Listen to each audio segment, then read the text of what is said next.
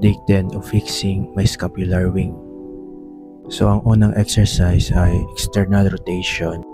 And hinahold ko yan for 5 seconds bago ko ibaba, and 5 reps yan for 3 sets. Tapos na nga pala ako mag-stretch ng aking trap, pecs, and lats. Next naman ay face pull. 10 reps yan for 3 sets. Dito nararamdaman ko ang sakit sa left shoulder ko kung saan located yung aking scapular winging. Next naman ay landmine press. Nakita ko to sa video ni Squat University kaya tinry ko. Ang problema, wala akong barbell na gamitan.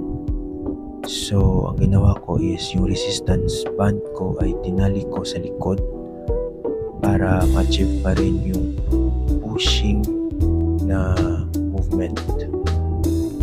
Although upon editing, nakita ko na mali ang form ko versus dun sa video na nakita ko. Next naman ay banded wall slides, 3 sets to for 10 reps. And dito ramdam ko ang kirot or ang sakit sa left shoulder ko. At ang last exercise ay ang scapular pull-ups, 3 sets for 5 reps. Dito, pag umangat ay hinahold ko siya for around 2 seconds, saka ko siya ibababa. And that's it. See you sa day 11.